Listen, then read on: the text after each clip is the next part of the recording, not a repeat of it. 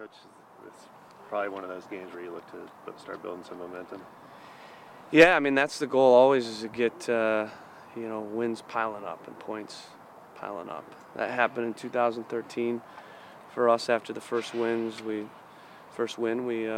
grew in confidence. We played even a bit better, and the points piled up. And we went on a run. So the hope is to take it one at a time. But if we can win, a couple games on the bounce, then take some pressure off us as well when we go on the road, because we have a pretty brutal road stretch coming up after this home game, where I think I counted we have 6 away games in the next 8.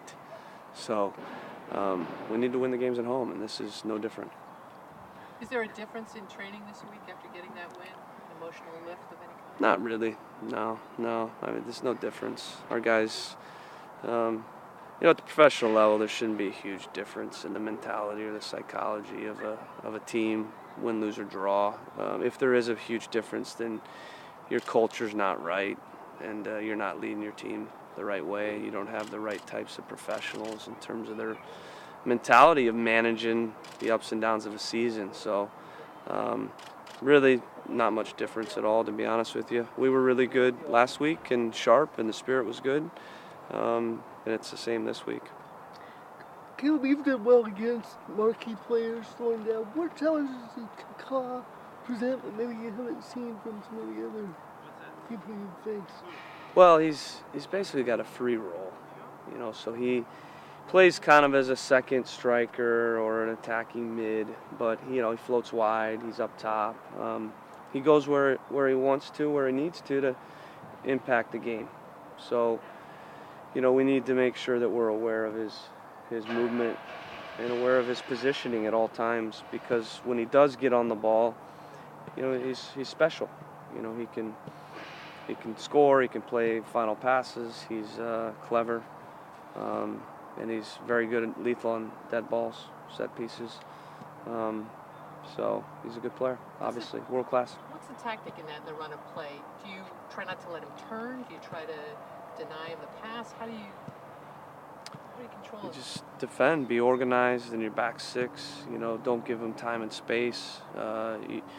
You obviously have to get guys tight to him within your zones, so that he feels pressure, so that he isn't allowed to get faced up. And like I said, it's time and space. Good players with time and space, they'll eat you alive. So the key is not letting good players get time and space, and you do that with organization and numbers, and then within the zone you do that with the first defender getting tight. And we've done that with Keene. We've done that with the other, both Moraleses this year. Those guys are all very good players. So it'll be another game where we have to do that. Orlando seems like a team that like to play with possession. They like to hold the ball. Seems like that's going to be a sort of a different approach than what you saw out of Dallas, Vancouver. What do you need what adjustments do you need to make to take on a team that's playing like that? Yeah, I mean they're more of a what I would call a dominant football team.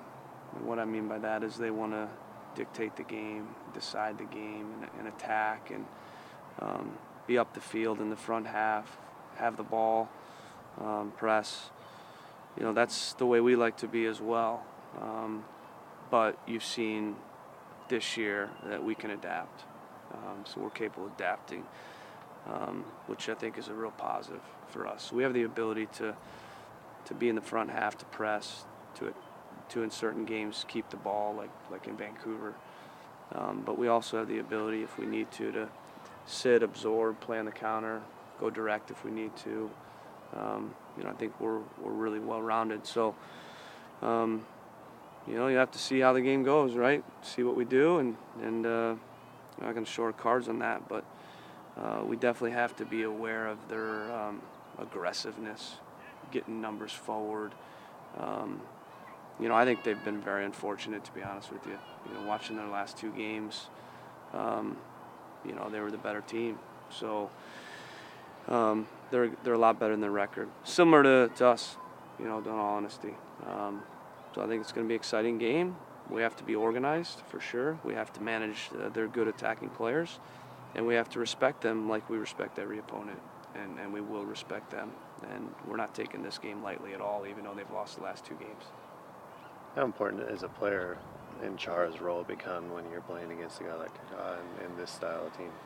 Yeah, very, very important because, like I said, he likes to kind of play underneath and float, and but really, it's every player in the back 6, and even you'd call it the back 8 with the wingers at times getting connected, because he'll float where the D mids are, he'll float where the where the outside backs are, he'll float where the center halves are.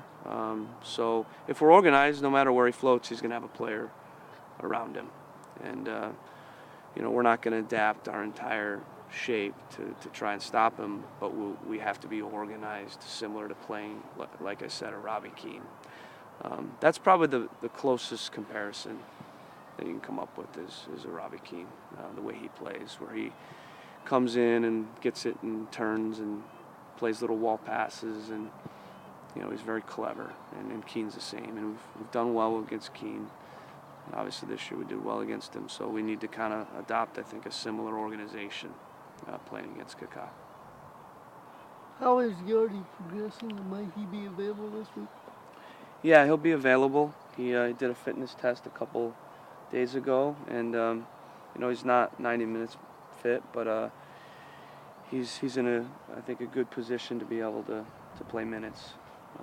So he'll continue to get more connected with our team, obviously, as time goes on, and get more fit and sharp, but he'll be available on the bench for the game.